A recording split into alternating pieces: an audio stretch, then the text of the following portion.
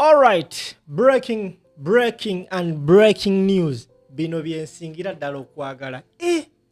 Kabadde kansimatuse katya bannaye. Mbadde neebuuza lwaki His Excellency Robert Kyagulanyi Ssentamu Bobi Wine atadde nnyo amaanyi ku ky'abantu okudownloadinga omukutu ogumanyikiddwa nga BitChat. Bassebo ne bannyabo, bw'oba nga tonaba downloadinga BitChat, nkwegayiridde genda odownloadinga BitChat kubanga wano ku BitChat we wali ekinyusi. Wali otuddekawo ne weebuuza nti lwaki Kyagulanyi Ssentamu buli lunaku njagala okyegendereze every single day agenda ku mukutu gwe ogwa X ne Facebook n'agamba abantu mu downloadinge BitChat. Kumba omukulu ayogerezeganya direct n'omusajja eyakola application gye bayita BitChat. Now, producer wange abadde nga mpa story eno naye nga sigifaako. Naye leero badde mpitayita mu platform waweerereza story n'enjigwako. Bassebo ne bannyabo, Kyagulanyi Ssentamu Robert Bobi Wine buli kintu kyonna ekituukawo right now yali yakyetegekera. Okuva olunaku lwe yagamba mu downloadinge BitChat, abantu abasoba mu miliyoni wazinda basatu badownloadize BitChat. Gwe munna Uganda ndaba right now olinda ki? Kati njagala nkulaga ensonga lwaki weetaaga odownloadinga BitChat. Njagala nkulaga ensonga lwaki abasajja babadde boogeza ebirimirimi ku BitChat. Twalabako omusajja omukulu amanyikiddwa nga Nnyombi Tembo akulembera UCC bwe yavaayo n'agamba nti eyo BitChat mwerimba tusobola ogibulookinga. Bassebo ne bannyabo, omusajja nannyini wa application gye bayita BitChat amannya ge bamuyita Gyeyawa yagenze ku mukutu gwe ogwa X n'ateekayo ka post yako ng'omukulu n'ayogera ebigambo ebyo n'agamba nti ne bano bannamolebo bano abaana yataddeyo ka clip n'agamba nti interesting. That is the screenshot. Yagambye nti interesting ng'alabira ddala omusajja ali mu kwebuzaabuza amagezi. Omusajja ono yayogedde ebigambo bino.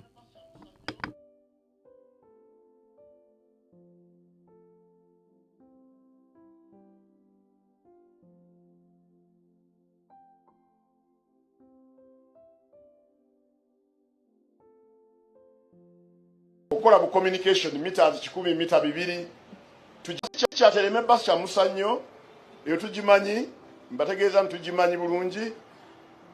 BitChat ekosa Bluetooth ena protocol gye bayita Nostrum gyekozesa okosa unlicensed spectrum amayengo getawa license. Okola bu communication meters 10 mita 2 tugimanyi. Woyagala kukozesa eyo okumenya amateeka tojja kusobola kukikola kubanga tugimanyi. Nabagambye nga regulator nze nsinga okuba n'abakugu mu byempuliziganya mu ggwanga mu ekyo nkibagambye ddala nkiddemu.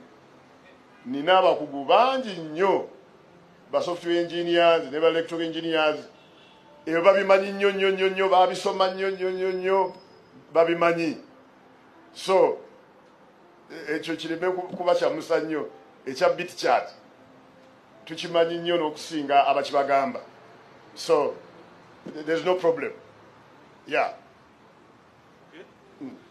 All right, omusajja we yayogera ebigambo ebyo nannyini BitChat erinnya lye nga ye Gyeyawa gw'olengeraawo n'ateekako post n'agamba nti interesting ng'alabira ddala ddiikuula kazanyiikirizi azannya ebintu bye ebitalina makulu.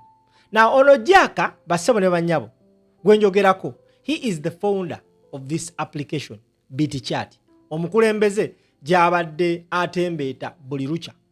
Era gwe ssebo bannyaba ndaba ono omukulu Gyeyawa gwe njogerako si wa bulijjo.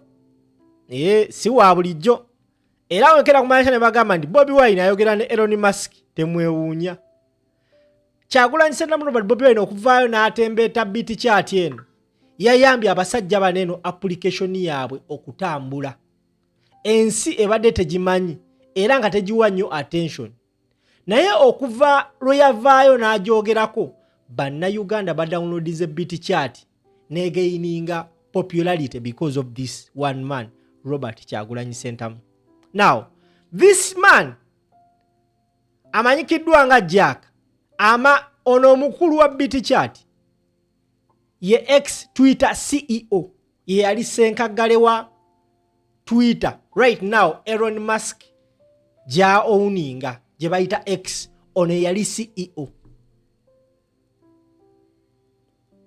Okategedde? So, yabagambye nti oyo Nyombi Tembo ne banne just bali mu kusaaga busaga. They cannot do anything. They cannot do anything. Ku mukutu ogumanyikibwa ng'ogwa BitChat. Mu post eyawandiikiddwa egamba nti former Twitter chief executive Jack Patrick Dorsey has reacted after Uganda communications regulator claimed it has the capacity to block BitChat.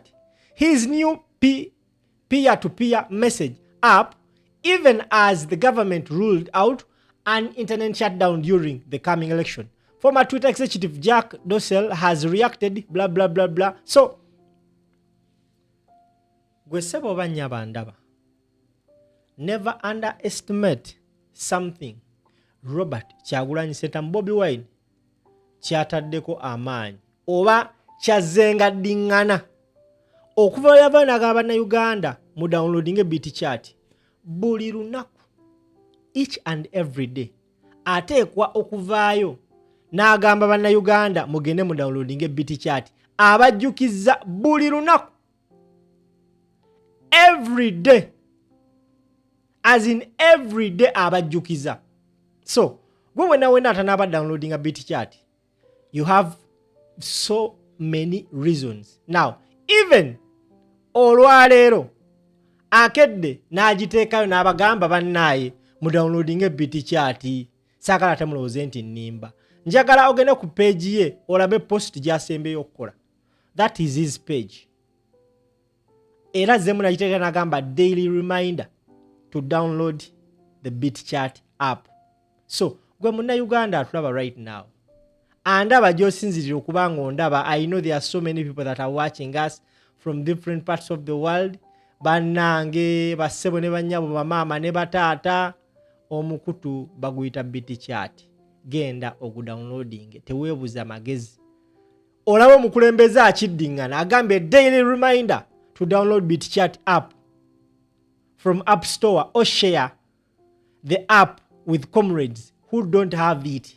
We shall use it for our communication. Eno post buli lunaku agiddiŋŋana ng'atugamba ne mu downloading. Ekimu ku biraga nti ene BitChat erimu ensonga.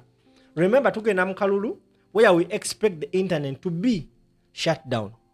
Webanga internet evuddeko wagenda kubeerawo blockage mu kutambuza results ne DR forms. Nga wabagamba downloading a BitChat, yagambye n'akakiiko k'ebyokulonda, baawandikira akakiiko k'ebyokulonda mu mateeka kayina okuleka DR form ku buli polling station we balondedde abantu. Eyina osigalawo copy. Kayina okuwa polling agent DR form. Kayina okusindikira akakiiko k'ebyokulonda, kayina okusindikira national unit platform and electronic DR form. So, that means nti wabanga abaana musindisi DR forms nga mukozesa BitChat, DR form yemu ng'esigadde ku polling station, DR form yemu electoral commission negisindikira NUP electronically, DR form yemu nebeera nga electoral commission gyeyina tuba tuyina options 5. Zonna ziyina okuba nga zimaakinga nti wetusangira nga electoral commission eyawukana kweri ku polling station, eyawukana ku z'abantu ze balina, eyawukana ku gye balina basindikira, awo wagenda okubeera point nti okategedde awo wetugendera ku mutendera gwa protest vote ogusembayo ogwakabanje. This time round abasajja basibye ebijinji. Akategedde tambuza video bampita simple.